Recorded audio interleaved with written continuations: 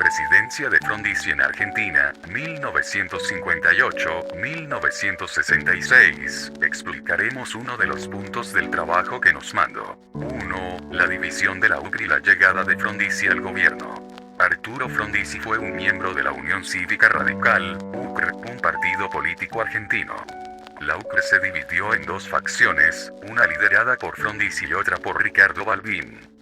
Frondizi ganó las elecciones presidenciales de 1958 con el apoyo de la UCRI, Unión Cívica Radical Intransigente, mientras que Balbín lideraba la UCRA, Unión Cívica Radical del Pueblo. 2. Las primeras medidas que tomó Frondizi.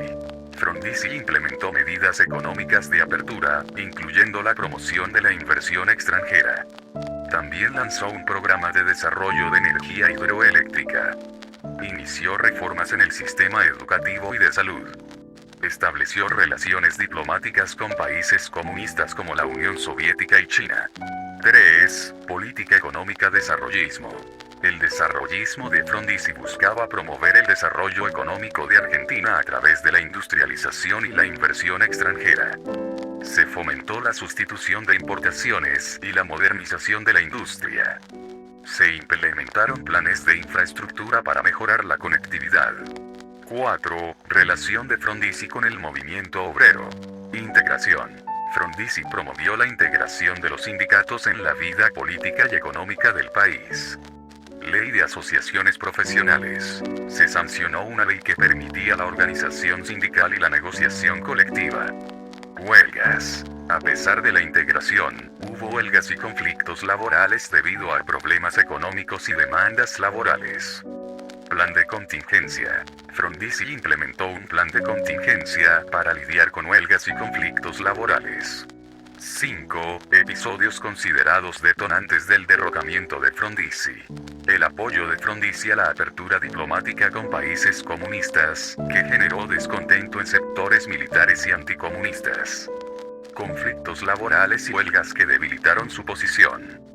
Las elecciones provinciales en las que el peronismo obtuvo victorias, lo que aumentó la presión sobre su gobierno.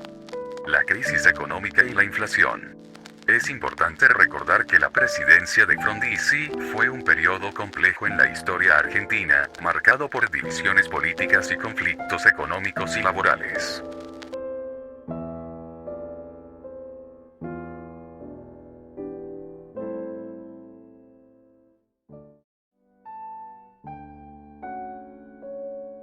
Seguimos con la presidencia de Guido Iglia en 1962-1966, respondiendo a las preguntas que nos dio 1.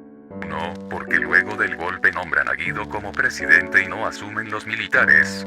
Después del golpe militar de 1962, los militares no asumieron directamente el poder debido a la presión interna y externa. En su lugar, decidieron nombrar al presidente del Senado, José María Guido, como presidente provisional con el objetivo de mantener cierta apariencia de legalidad. 2. Explosión del conflicto entre los sectores de las Fuerzas Armadas. El conflicto entre los sectores de las Fuerzas Armadas fue resultado de diferentes visiones sobre cómo debería ser el rol de los militares en la política. Algunos sectores buscaban un mayor protagonismo y control sobre el gobierno, mientras que otros defendían un papel más limitado y respetuoso de las instituciones democráticas. 3. En las elecciones de 1963 Iglia llegó a la presidencia. ¿A qué partido político pertenecía y cuáles fueron las principales características de su gobierno? Iglia pertenecía al partido Unión Cívica Radical, UCR, y llegó a la presidencia en las elecciones de 1963. Durante su gobierno, se destacaron algunas características como la promoción de políticas de desarrollo económico y social, la defensa de los derechos civiles y políticos, y la lucha contra la corrupción. 4. ¿Cuáles son las causas del golpe de Estado de 1966? Las causas del golpe de Estado de 1966 fueron diversas y complejas. Algunas de ellas incluyeron el descontento de ciertos sectores militares hacia el gobierno de Iglia, el deterioro de la situación económica y social del país, y la percepción de falta de eficiencia y fortaleza en la administración gubernamental.